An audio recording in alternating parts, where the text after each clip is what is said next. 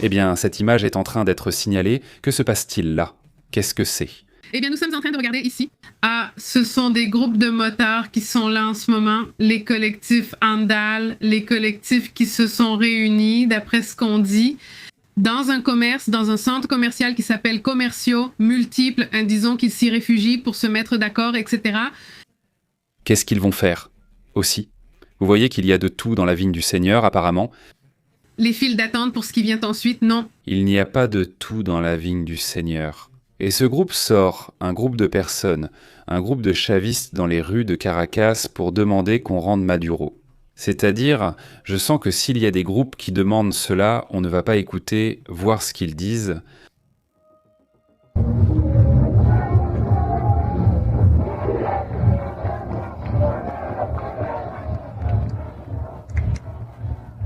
Le peuple se soulève. Maduro, courage. Comme on dit, il y a de tout dans la vigne du Seigneur. Il ferme totalement la prise, tout est fermé et il ne filme pas sur les côtés. Juste pour qu'on voit le petit groupe. Comme si, ils étaient super nombreux et bon, c'est comme ça que ça se passe maintenant. Ou ils essaient de gérer ce récit qui, n'a pas beaucoup de crédibilité, mais bon, c'est ce que tentent de montrer les forces qui sont encore, pro-chavistes. Maintenant, ce qu'on observe vraiment, ce sont ces files d'attente dont on nous avait déjà parlé depuis le Venezuela, des files pour faire des achats. Il y a un peu d'achat de panique, évidemment. Eh bien, pourquoi?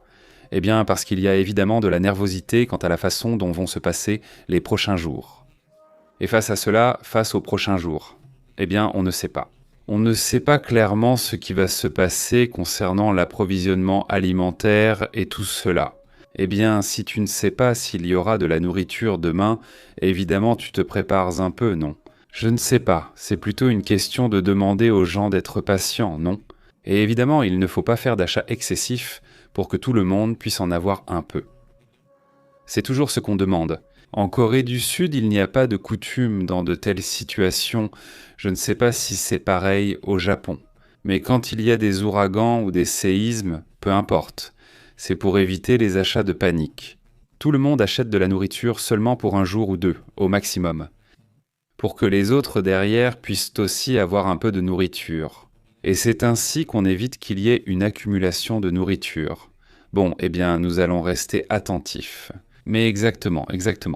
Monsieur X, un plan très serré pour fermer la prise et donner l'impression de « Ah, regarde !» Mais ça fait partie du spectacle qu'ils essaient de faire là-bas. Comment vas-tu, monsieur X?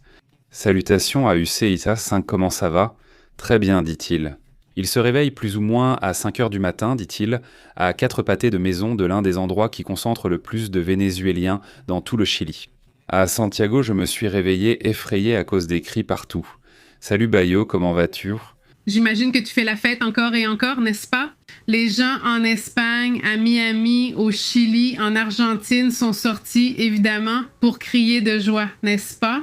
On voit déjà plusieurs images d'influenceurs non vénézuéliens qui étaient dans différents endroits, se filmant à minuit, ravis par la nouvelle de la capture de Nicolás Maduro. Oui, j'imagine, maintenant. Santé et bienvenue à Luis Ricardo, merci beaucoup d'être membre de la chaîne et à tous ceux qui nous soutiennent en étant membres, un grand merci d'être là avec nous. Eh bien mince alors vous, tout le monde attend l'image, pas l'image réelle, pas l'image réelle. De Maduro déjà arrêté, non? Le même donc, le mouvement que fait Trump d'aller d'abord sur Fox News m'attire aussi l'attention. Non, évidemment, c'est une partie de son style, n'est-ce pas?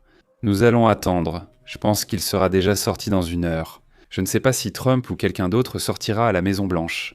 Sa porte-parole, Caroline Lewitt, n'est pas présente.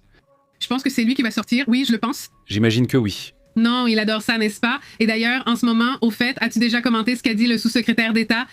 N'est-ce pas? Le sous-secrétaire d'État des États-Unis a proclamé une nouvelle aube pour le Venezuela après la capture de Nicolás Maduro.